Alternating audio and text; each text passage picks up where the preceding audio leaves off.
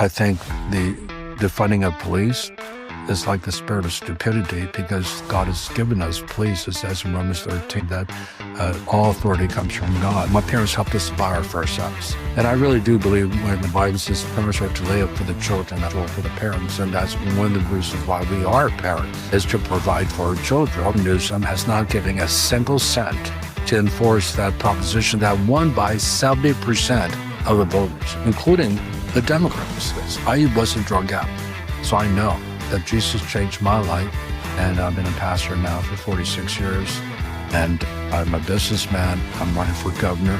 So if that could happen to me, I'm telling you, we could deal with the homeless.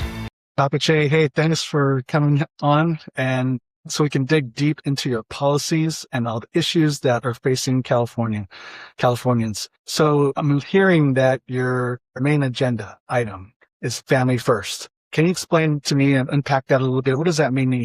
Right. Well, in the beginning, in Genesis chapter 1, verse 28, the first institution he established was the family. He said to Adam and Eve, be fruitful, multiply, fill the earth. And I believe as the family goes, so goes society. And what we're seeing is the problems in our society because of the demise of the family. For example, the divorce rate in 1950 was 1 out of 8 marriages. This past Saturday, we had a lot of weddings throughout America, but 55% of them will now end up in divorce. So we have a culture of divorce, and as a result of that, we have absenteeism in the homes by divorce or just being absent. The father is absolutely crucial in the family. That's why the Bible says that he's going to send the prophet Elijah before the great and terrible day of the Lord. And he's going to turn the hearts of the fathers to the children, hearts of the children to the fathers, as I strike the land with a curse. So either we could have revival beginning with the father turning his heart towards the children, and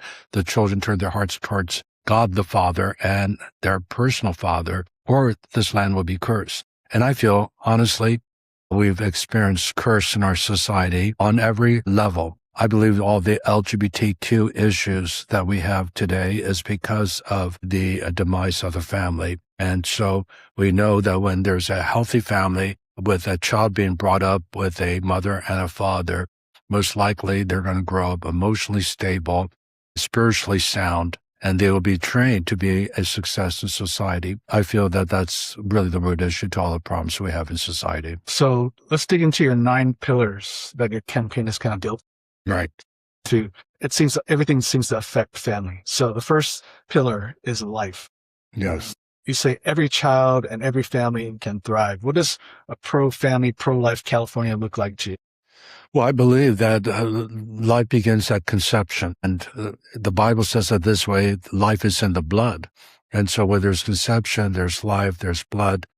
And I feel that taking an innocent life is honestly based on Proverbs chapter 6:16 is an abomination to the Lord. It says there's 6 things the Lord hates, 7 which is abomination, 1 that sheds innocent blood. And so it begins with a baby. And I feel the ancient gods of Moloch demanded child sacrifice. And we see how that was an abomination to the people of Israel, and that anyone who would worship Moloch would be stoned. And so that's how severe idolatry was of pagan gods. But today we don't necessarily have these pagan gods, but it's really it's humanism. It's secular humanism, basically saying that it's really interesting. The woman says, it's my body. It begins with the body. And it's almost a counterfeit of when Jesus said, take this bread, this is my body, which is broken for you. So Jesus breaks his body to give, and yet we hold on to our bodies as if it's a right without, obviously every person has a human right, but when another life is involved, there should be the demonstration of deferring, unless it's a mother's health, to defer to that life. Children are a gift from God. And so we need to steward that beautiful gift that God has given to us. And so, there's obviously some of the, I don't say arguments, but some of the people are saying, single moms, they don't have support and all that stuff. So that's obviously part of the decision making too. Yes. So how would your leadership support women, children, and families both before and Well, that's a great question, because what I want to do is I want to have funds provided. Instead of having our tax dollars go into abortion, I like to have those tax dollars used for prenatal care. First of all, just communicating to the teenager, especially those who are poor in general, that we will cover the expense of prenatal care and delivery and postnatal care if you put up that child for adoption. I feel that if they know there's an option and there are funds there, that we will develop more of a culture of life. But unfortunately, a lot of people are ignorant and they just think there's a quick way out. I know it's an inconvenience to carry a baby full term, but I think there's just something, again, of a giving of oneself to another life that is just something that God values. And I'm hoping that we could have funds for even more crisis pregnancy centers to educate a person that there are options. One of the things is just affordability. It's just being able to survive and thrive as a family, financially, economically. And we live in a state that we pay the highest taxes. With sales tax and state tax combined is the highest of the nation. We pay the highest gas prices, the highest electricity bill, and the highest median price for a home, and the lack of homes. And so it's just really hard for the nuclear family to thrive in that kind of environment. So I feel as a good government would be to lower the taxes, to lower the gas prices, because we import 60% when we have all the crude oil and natural gas here in our state. We just have to be more balanced on our environmental laws. And I'm all for creation care. I feel that we're to steward this planet, but not at the expense of hurting people. And so there has to be a balance, and I have to weigh everything, what's best for we the people, because when you govern, the priority is people. It's not the environment. And so that's secondary. It's important, but it's secondary. So what I want is a win-win situation where we do have clean air, clean water, but the people can afford to live in this state. So you mentioned, I've heard you say this a couple of times, creation care, and I've never heard that statement exactly. Can you unpack that? Right. Well, I believe that God created the earth. And on the day he created, every day he said, it is good. It is good. It's not evil. And he put us in the garden to tend the garden, to care for the garden. And as a picture of to steward the land, steward the air, steward the water. And that has not changed. And I feel that every true believer in God needs to be cognizant of this truth and to care for this planet. So for me personally, if I see trash on the ground, I pick it up. If I see a trash can nearby, if I'm just going to hold on to it, then I don't do it. But if I see an end to that trash problem, I'll do my part. We recycle everything. My wife and I have big recyclers. We fill up our tub and then some, because we recycle everything. And we just basically, we have an electric car. Now, a lot of people who are conservative will down me on that, but this is just my way of contributing to clean air. And so I feel I'm setting an example as a pastor of being very conscious of the environment and creation care, but I don't believe in the policies that will end up causing high energy prices that would hurt the average person. Primarily the poor can't afford it. And so right now, we have 35% of Californians in poverty, and this is where I just feel time out. We are the fourth richest economy, and no one should be living in poverty, but we have 35% because of our policies and regulations and taxes that are just really hurting the common person. Great answer. So let's go to pillar number 3, faith. You said faith is a spark that can revive California, not just spiritually, but even culturally. How does your own faith shape your vision for restoring hope, dignity, and the direction of our state? Well, I think faith is absolutely important. I believe that we need to have freedom of religion. When we set up the Constitution, it says the state will not interfere with the free exercise thereof of religion. And I think the freedom of religion really helps us to have values, morals, that really helps us to self-govern. See, I believe in the founding fathers that they wanted a small government and they wanted us to self-govern. And that's why John Adams said, in order for this Constitution to work, we need religion, we need morals. And the more we have prayer, the 10 Commandments, the Bible available for the average person, that's why I'm for bringing prayer back into school. I'm for bringing the 10 Commandments, the Bible, back into school. I believe that we will have the kind of biblical values that the Bible teaches. And which commandment is wrong? Thou shalt not murder, thou shalt not steal, thou shalt not lie, thou shalt not commit adultery. All those things are great values that will build a great society. So I feel that faith is foundational to having a successful, happy, prosperous society. So let's go to pillar number 4, because you already kind of touched on freedom. Many Californians feel their freedoms, economic, educational, even religious freedoms, have been restricted in recent years. What does restoring freedom look like for ordinary families and even business owners in the community? Well, one of the things I want to go back to is economic freedom. When you have finances, you have freedom to do a lot of things. You can start your own business. If you want to buy a house, you could do that. Right now, we're just locked in and we're limited in what we can do. And we can't take advantage of the freedom we have in this great country because of the economics. My parents came here as immigrants. They became citizens, and because they were able to live the American dream, because at that time in the 60s, when they raised me, they invested in a restaurant. My dad was a pastor, but my mom was a businesswoman, and she bought a restaurant. She established a dental laboratory for my dad because he was a tent maker. And instead of working for another dental technician, she said, why don't you have your own? So she started on dental lab. And then they started to buy real estate. And as the homes appreciated, they would sell and buy something else. And at one time, they owned 5 homes in the nation's capital, all of them worth a lot of money. And that gave us the freedom to go to school, college, without a debt. They didn't borrow a single cent from the government or from the school. They paid cash. And they inculcated that into my life. And so we were able to do the same thing when we came to California. My parents helped us to buy our first house. And I really do believe when the Bible says parents are to lay up for the children, not children for the parents. And that's one of the reasons why we are a parent, is to provide for our children. But even at that level, to help them to be successful apart from us as they become parents themselves. And so my parents helped me with our children. We had 4 children here in California. We bought our first house because of their help. But then they also helped me by setting an example for me to start my own business. So I started my own business in 2010 as an S Corp, as a small LLC. But nevertheless, because I am an author, I've written 17 books, all my royalties go there.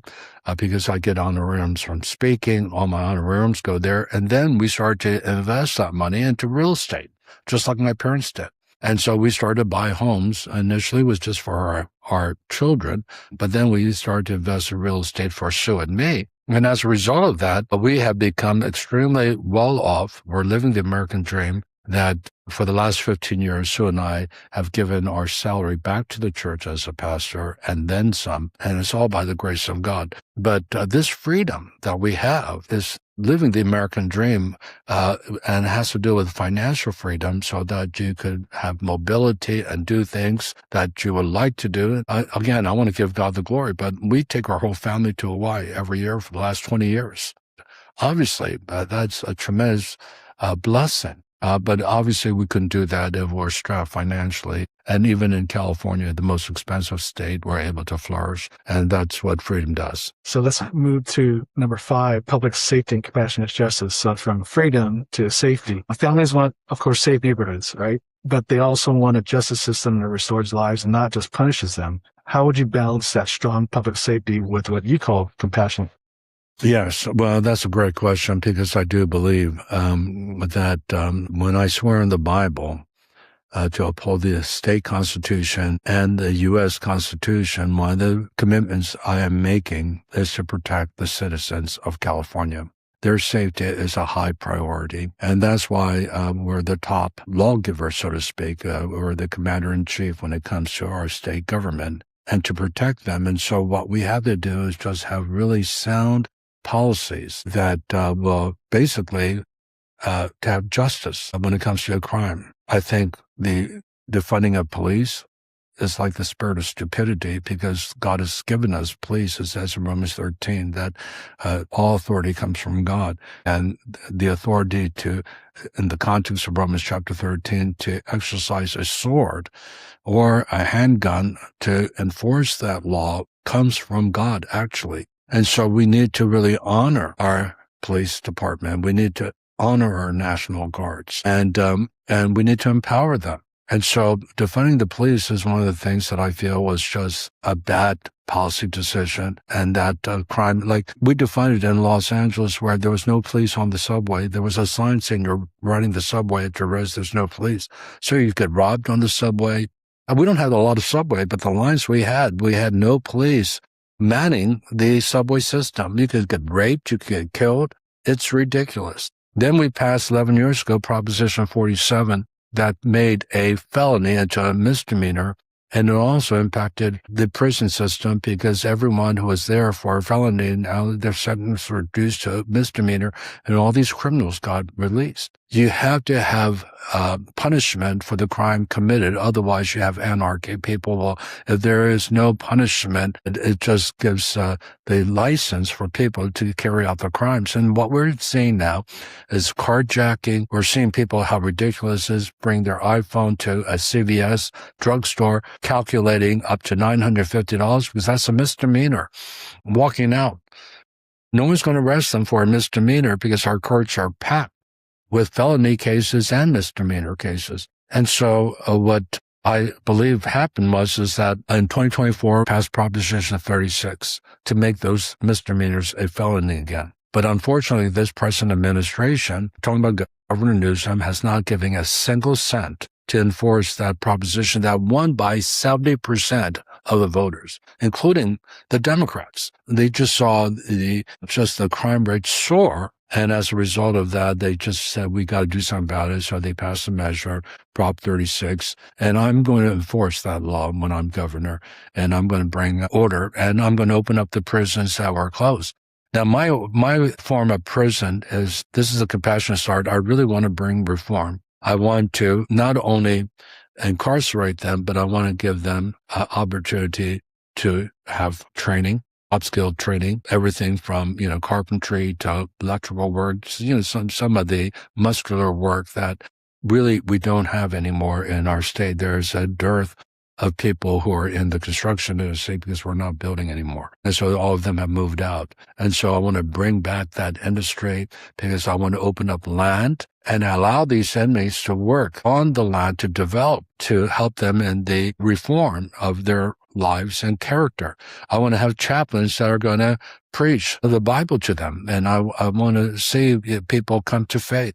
It could be Judaism, it could be Christianity, but some kind of faith where it will be healthy for them in society. Because studies have shown the recidivism of prisoners is extremely high. They go back into prison if they don't have a job, if they're not accepted into the community. So I want to work with the nonprofit organizations. I want to work with churches to bring them into community, adopted prisoners, so to speak. And if they're people of faith, they're your brother. And this is what I believe, that when Jesus said, I was in prison, you didn't visit me, in Matthew chapter 24. Well, we want to more than visit. We want to adopt you, and we want to help you to get back on your feet and live as a citizen here. So I feel that the Bible has solutions to the problems.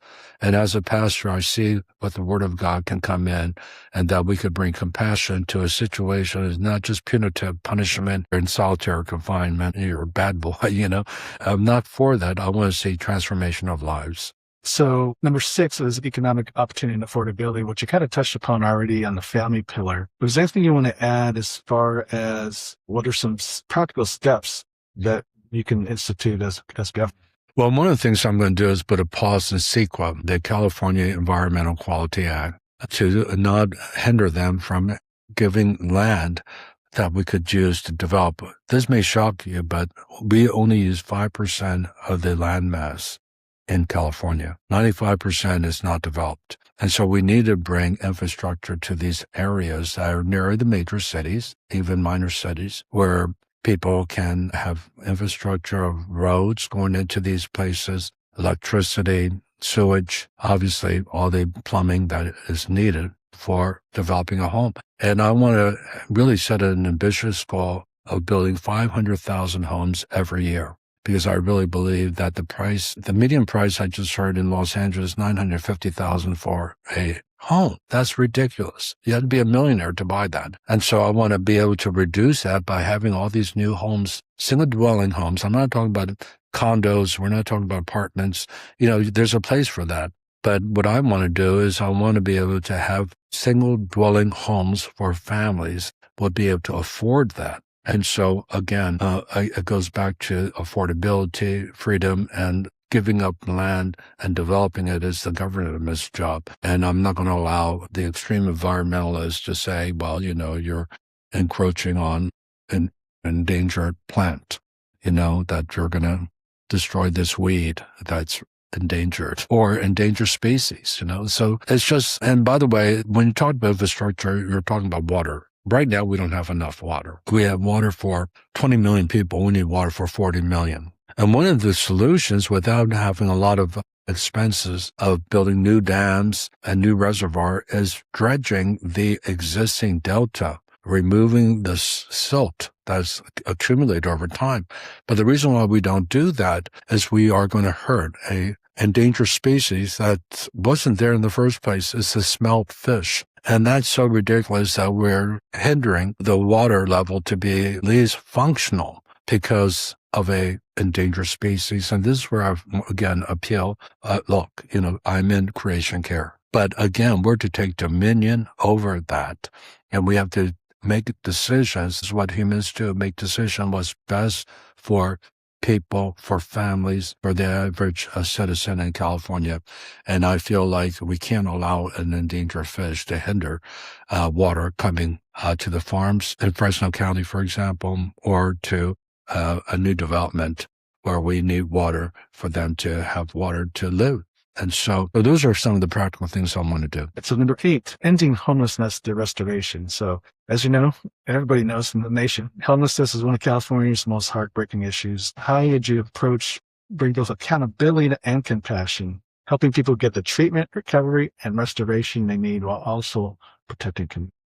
Well, honestly, I want to make it a very small government bylaw. I think it should be primarily in the private sector because the private sector, and especially faith-based private sector, have a great track record of rehabilitating the drug addicts and the alcoholics. 80% of the people on the streets are mentally ill or they're addicts. And I feel that we need to bring treatment to them and give them an option of being treated. The 20% are poor people that really do need help from the government. And I do feel that we need to have some kind of a program where these are people who are not criminals, they're not committing crime, they're not selling drugs, they're not on drugs, they're just poor, that we need to provide some kind of housing until they get back on their feet. A lot of them are unemployed. And so we need to do something as a safety net for the 20%. But the 80%, I'm going to give them an option. Just like in the prison system, they can either, A, go through a nonprofit organization like the Dream Center and go through their program. And again, their program is excellent because they get them off of drugs, but they also train them how to work and give them job skills. Because again, if they can be productive out there, I think, and knowing that they are making a commitment of sobriety, I think they can be a very functional citizens. I was a drug addict, so I know that Jesus changed my life, and I've been a pastor now for 46 years, and I'm a businessman. I'm running for governor. So if that could happen to me, I'm telling you, we could deal with the homeless. Now, there are situations where I've heard in certain states, red states, where they will have a zone for the homeless to live in, so they're not everywhere. We already passed a law that the homeless cannot hang around the freeways, for example, because when they're on drugs, fentanyl, alcohol, they can get killed very easily. And so but we don't enforce it. But I want to enforce it where they are in a certain area, a safety area, where some infrastructure is provided for, showers, bathrooms, porta potties, that we cover our expenses to have them there, but it's a temporary thing because the goal is to get them to these treatment centers or to the hospitals if they're mentally ill. And this is where the money should go. So the money should be not just being thrown out. We can't count for $2.5 billion in Los Angeles County, $5 billion a year we spend. And we spent $24 billion the last 5 years, and homelessness increased by 40%. So obviously this is madness. As someone said, whether it was Einstein, that we keep on doing the same things, expecting different results. That's insanity. And that's what we're in. We're in an insane situation. And so my program will be bringing compassion, giving them an opportunity to have housing when they need it, when they're not criminals. And they would want that because these are not people who are taking advantage of the system. But we do need to have a safety net, but we do need to have nonprofit organizations give them money so they could take in more people and not put the restriction on them like you can't preach the gospel and all that. Again, I feel like we have to honor the First Amendment, that the state should not interfere with the free exercise thereof, even in their program. So that's a great segue to pillar number 9, government integrity and constitutional rights. Yeah. Very well back in 2020. So a question before I get to the real question. Yeah, no, this was not on my radar to run for governor. And I want to say this emphatically. When God called me, I said, please, not this. I'll do whatever you want me to do, but don't ask me to run for governor. Because I saw it as it's impossible for a Republican who's conservative like me to win in a state like California. But God said, listen, I called you because I'm the God of the possible. With me, all things are possible, and I will get the glory, not you, because you can't do this. And then it made sense. I said, oh, okay, God, if you were going to back me up, then okay, I'll obey you. But I need a miracle. I need a miracle to win. But I believe in miracles. God has shown me time and time again. He's been so faithful. Even suing Governor Newsom was his faithfulness manifested because as soon as I sued him, I got a letter from the district attorney of Pasadena. I'm going to jail. They were going to fine me $1,000 per person per week that we've been open. We calculated at $4.5 million and counting. And, the other thing is that they reserve the right to arrest our church members. That's the last paragraph from the district attorney. And I have a copy of that. It's just a reminder of, look, the governor lockdown was not a law. He just made a suggestion because you can't pass a law unless you have legislation and you sign off on it or you have a measure. So there was not law, the lockdown, but he interfered with us. And I felt it was unconstitutional because of our First Amendment rights. And my attorney that I consulted, Matt Staver with Liberty Counsel, said absolutely, and that you have a case to sue and that it could go to the Supreme Court. And I said, well, listen, before I do anything, I have to pray. I have to get a word from God that this is the right decision. You just don't sue Governor Newsom or any governor or anyone. You got to really hear from God. And the Lord gave me Joshua 1:9, have I commanded you, be strong and courageous, do not be discouraged, do not be afraid, for the Lord your God is with you every step you take. And so I said, okay, you're with me, I'm going to sue. And I lost in the lower courts, I lost in the Ninth Circuit, but it went all the way to the Supreme Court, and the Supreme Court affirmed that Newsom had violated the Constitution and interfered with my freedom to meet as a pastor, and gave a 6-3 decision that really set a precedent for the whole nation. It wasn't just for California. No other governor or even a president can lock down the church in case of another pandemic or emergency like the pandemic. And so that was a huge win. And I do feel that this state has been violating our U.S. Constitution. I don't see any constitutional right for us to declare ourselves a sanctuary state and I have open borders. The U.S. Constitution, the borders was what makes a nation. We have to have closed borders. There has to be a process of how people can come into a given nation or even a given state. And so I feel that we violated the Constitution there. I feel like we violated the Constitution of being a transgender sanctuary state. I believe that we violated the Constitution with Proposition 1, codifying abortion to a state constitution, when the Supreme Court overturned Roe v. Wade. We immediately put it into our state constitution against the U.S.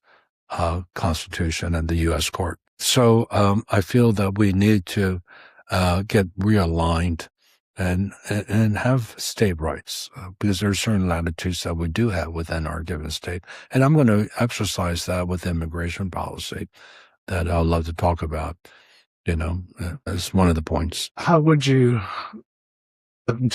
what you just said. How would you bring integrity, transparency, and constitutional accountability back to the state? Well, I'm going to uphold the Constitution. I feel that the places where we violated the Constitution, I feel that we need to put it out before the people, that I believe that we need a proposition, a measure that I'm going to help raise money for, that we can vote as people, we the people. Like, for example, I feel like the gerrymandering of with Prop 50 was unconstitutional. And we, as politicians, can't pick our own lines so we could win. It has to be the people that decide. And we violated something that is already in our state constitution of having an independent council that would draw the line based on the census every 10 years. And so I'm going to pass another measure to counter the Proposition 50 or sue them and join the lawsuit against Proposition 50 that hopefully will go all the way to the Supreme Court, and that we would reverse that. So those are things that I want to do. Anything that is a measure or something that we have passed in our state assembly, state senate, and the governor has signed off on, that I don't believe is constitutional. I feel that we need to fight it with a measure, countermeasure, or a lawsuit.